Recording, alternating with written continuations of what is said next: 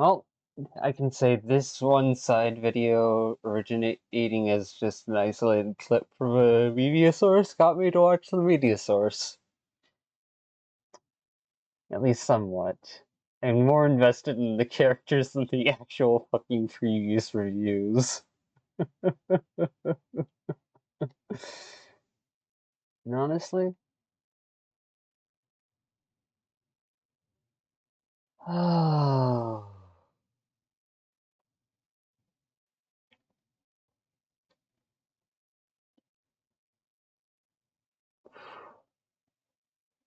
I can kind of relate to it. As usual, it's in my own skewed way because I'm a weird bitch, but I can relate to it.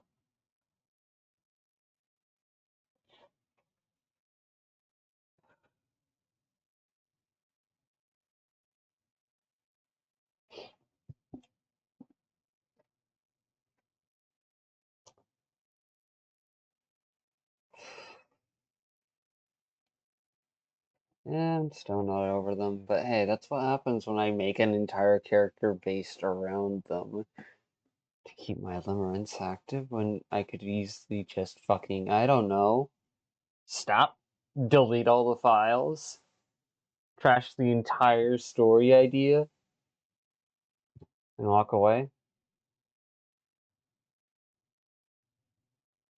from every single concept I've put heart into. I've used to dissect myself before I even finish writing the story, like I've done with almost every other piece of media that I've created, every little piece of me and where I was at previously in my life.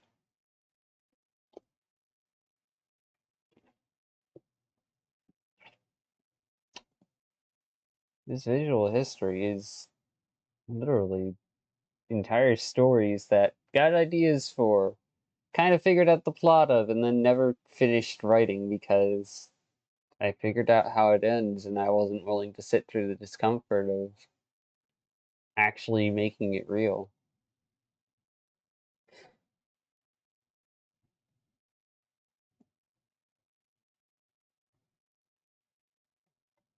Some of them are stories and characters I made while hanging out with my childhood friend. Others are me attempting to branch off my identity and jump into new communities to see what I'm capable of. And ultimately, the most difficult part is sustaining myself, being consistent due to ADHD and other issues. At some point along the way, I realized, hey, these stories are just me exploring myself. And honestly, I'm okay with that. I'm kind of proud of how far I've gotten, but at the same time, I'm still stuck. Because I keep evolving faster than I can actually complete things.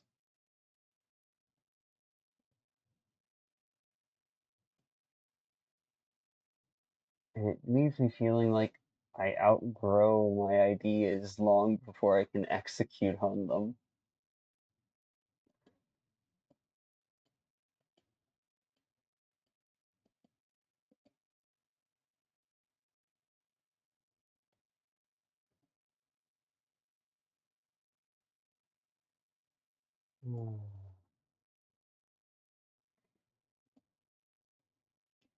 Why is it ordered by me? It should be ordered by date modified. It keeps at least a good chunk of the original timeline of events and things preserved.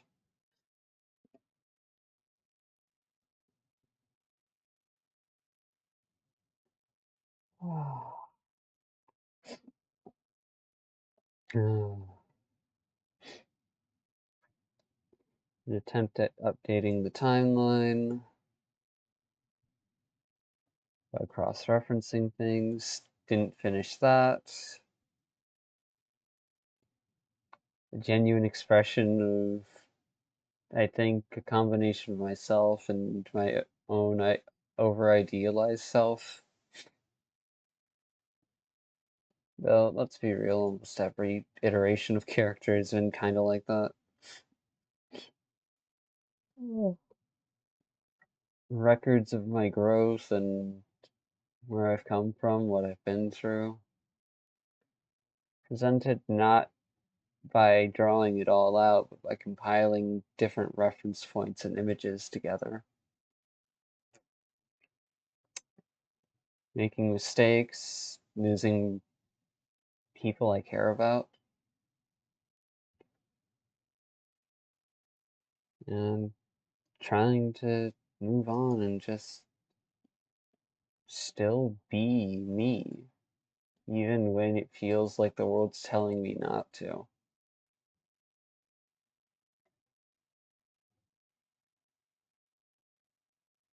The fact that I got the idea of this song in my head and had that reaction to it when I was younger, before I even really understood all of the more adult themes that are in the world.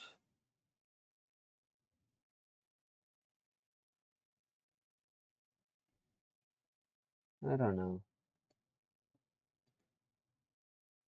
Not much to say. I'm just kinda sitting here like I've been stuck doing my whole life. I'm moving, I'm acting, I'm making decisions, I'm trying to build something, but that something isn't stable enough on its own. I still require other people to be in my life, to be around me, for me to reflect off of and bounce off of. Because for as much as I can bounce off and make somewhat witty dialogue with myself, the reality is it's no fun. It's no fun to just keep critiquing yourself endlessly.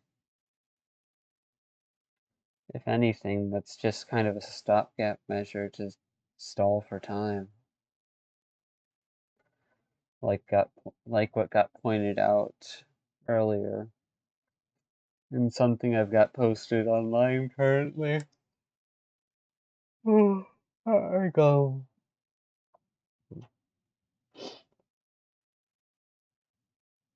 There you go. Just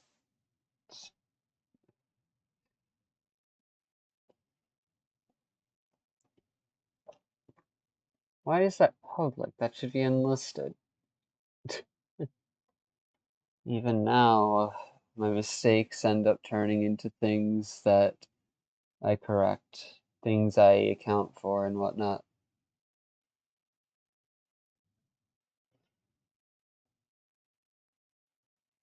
If you want to go watch what I posted, feel free, but I don't think it's going to change anything.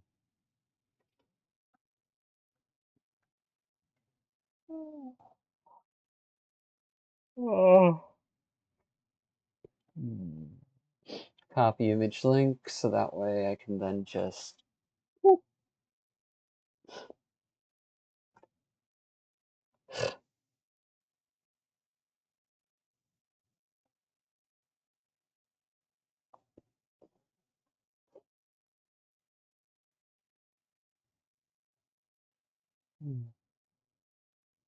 Yeah,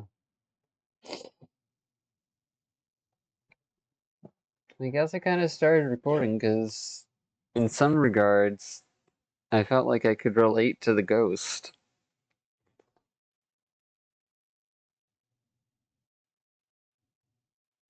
I'm not pointing out flaws in others because I want to be mean to them, or because I want to see them fail or self destruct.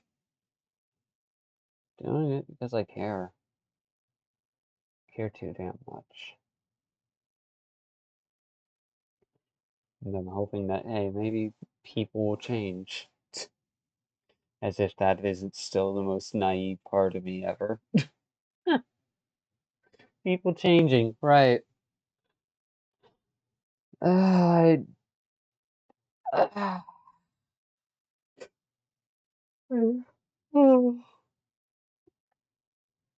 That's my own cynicism coming online as a defensive point, because it's like, ooh, I was just a little bit vulnerable there. Should we dial it back? I don't even need fucking...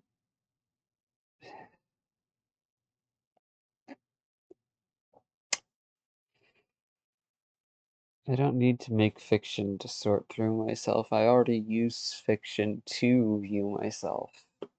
I already use fiction as proxy to handle real ideas that would be too overwhelming to confront otherwise.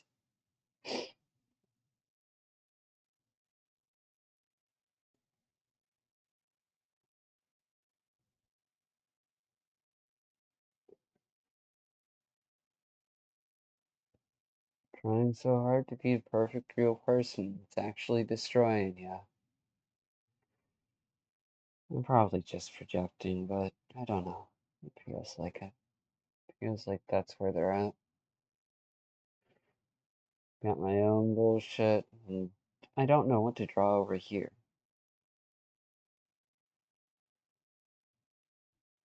Because without contact, without real connection, I can't predict them. I don't know what they're going to do. It scares the living hell out of me. Both because I could move on and just finally get my life together, and they could just come in and be like, "Hey, remember the past?" Not because they genuinely want to be like that, but more so as like a defense mechanism and everything. As a way to try and scrabble and hold on to things when you feel them slipping away. Just like my every fucking effort to try and tile my issues back and do something about them. Only to panic at the last second and go and just overload.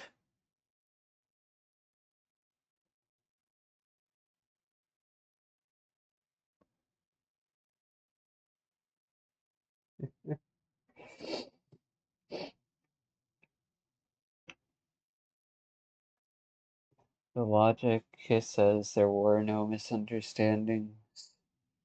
The emotional traction says that there's no way they'd be attracted to this, because after all, they're looking for their fantasy, not a reality. And then there's the insecure self who doesn't feel comfortable being seen. Each forms different expressions and creates intersections of the self. And it doesn't matter how well I think I understand this, because ultimately, knowing doesn't change things. Stage 4. That one video I watched earlier.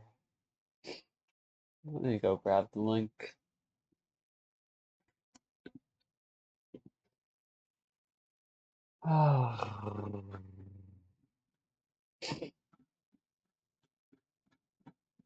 Am I overclocked? Am I underclocked? Am I caught between time and space? Who the fuck knows? Are these metaphors? Are these literal? All I know is reality.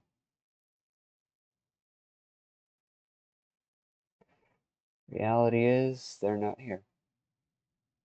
Reality is,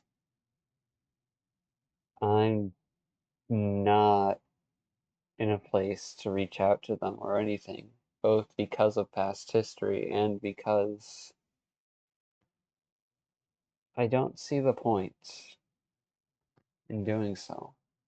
I don't see the point in trying to reach out to someone who might just use me as an excuse again. Not to cast shade on them, by all means. When you're overwhelmed and you don't want to deal with something, it's reasonable to want some kind of way out. But that doesn't mean you get to ignore the consequences of your actions. Just like how I don't get to ignore the consequences of mine. Especially if I want to keep living. Especially if I want to grow and actually be able to treasure the people I care about. To be able to be me without being so childish and mature and unpolished, unrefined as to fucking cut through someone upon the first time, upon me opening up.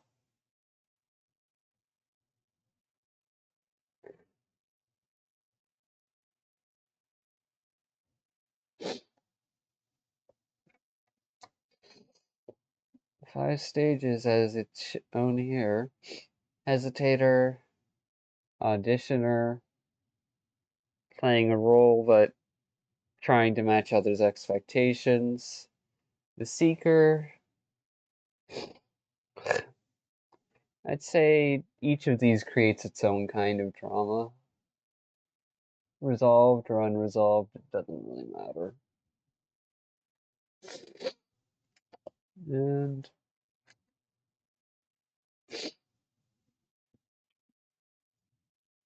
yeah.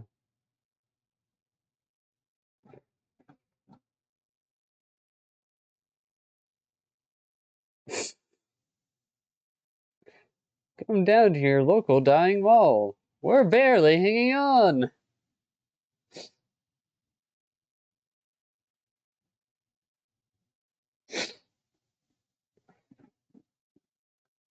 Three to 6 months of trying to say, hey, I'll be okay. You don't have to worry about this. To the point where I just started slowly retracting myself from even hoping for anything. And although it's taken me 3+ years to get to this point, that process is still happening. Not because I don't care about them, but because I can't abandon myself. I can't wait for things. If they manage to catch up, great, but if they don't, that's not the end of the world. Not for me.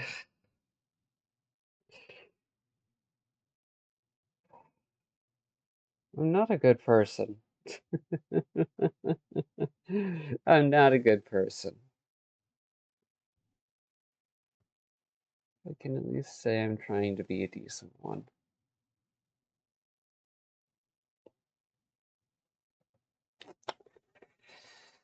Still healing, still this mess I call me. I'm not staying down, I'm getting back up. Even if I'm tired, even if I fucking still don't know how to go through all of life, I'm getting back up. Because there's no point in sleeping through hell. You gotta walk the distance. You can't wait for someone to drag your body across it. Not even another self.